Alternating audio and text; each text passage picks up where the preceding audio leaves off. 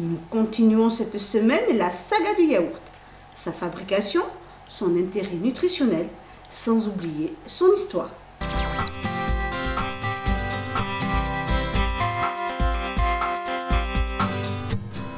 Au menu de ce Maginfo du yaourt, des vaches heureuses et bien traitées, des produits Pau à la ferme, votre avis sur les produits laitiers frais, le yaourt est-il une histoire de ferment et l'éclairage d'une diététicienne.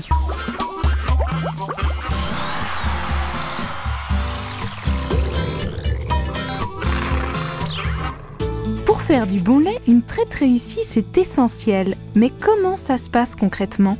Les explications de Denis Richard, producteur de lait en Bourgogne. Tout d'abord, on va préparer la mamelle à l'aide d'un désinfectant et d'une lingette désinfectée. Ensuite, on va vérifier les premiers jets qui vont être jetés sur le sol pour vérifier la qualité sanitaire du lait, voir que l'animal est en bonne santé. Après, on va procéder à la dépose de la griffe pour extraire le lait de la mamelle. Et ensuite, un décrochage automatique va venir débrancher la vache. Après, on procède donc à une nouvelle désinfection de la mamelle pour protéger le pis tout au long de la journée. Merci Denis. L'étape suivante, c'est donc la collecte du lait cru. Et ça, c'est l'affaire de Laurent et des chauffeurs de collecte. Laurent, vous pouvez nous décrire concrètement cette étape ? La collecte se déroule de la façon suivante. Donc le chauffeur, une fois qu'il arrive dans la cour de la ferme, donc il jauge le volume de la cuve, il prend la température et ensuite soulève le couvercle de façon à regarder si le lait est bon et s'il n'a pas une odeur suspecte. Une fois qu'il a vérifié ces opérations, il pompe la cuve. Et ensuite, une fois qu'il a fini, il va dans l'exploitation suivante. Le lait cru est une matière fragile, donc il est important de maintenir la chaîne du froid. Donc c'est pour ça que nous sommes équipés de camions isothermes, afin de maintenir une température inférieure à 4 degrés durant toute la collecte.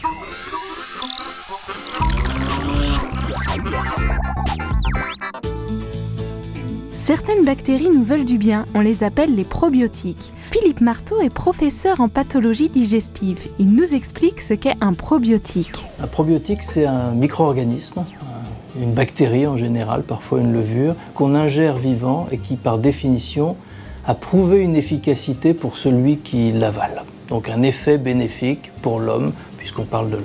On peut utiliser les propriétés de microbes ingérés dans tout un tas d'axes.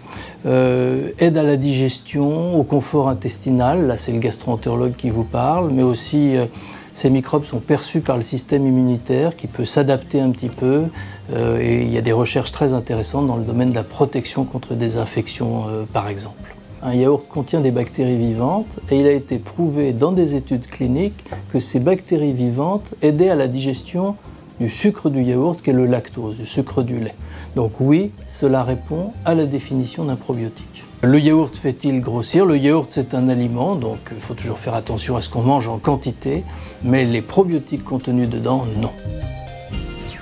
Savez-vous que les principaux probiotiques sont les ferments contenus dans le yaourt? Alors, qu'est-ce qu'un ferment concrètement?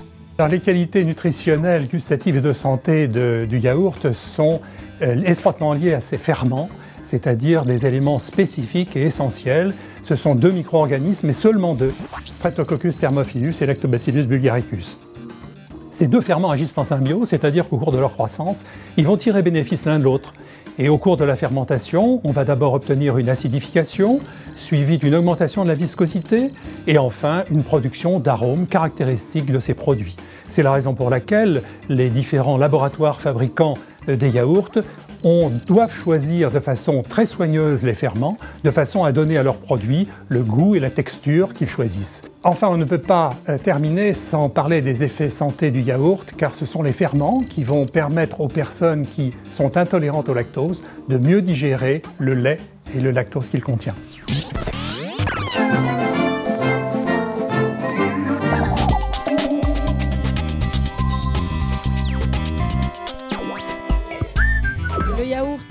J'aime bien brasser. Et les yaourts à boire. Ce que je préfère, ce sont les yaourts nature brassés. Ah non, je mange plutôt du ferme ou brassé. Je préfère le brassé. Je préfère les yaourts fermes. Le yaourt, j'aime bien verser dans un verre, oui. Le yaourt à boire. C'est clair, à chacun son yaourt. Alors en quoi cette variété contribue-t-elle à une bonne alimentation? Pour le savoir, direction le cabinet d'une diététicienne nutritionniste, Sophie Thierry. On ne le dira jamais assez, manger varié et se faire plaisir est une des clés de l'équilibre alimentaire.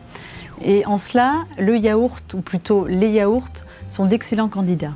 Le yaourt peut être ferme, brassé, liquide, nature ou sucré.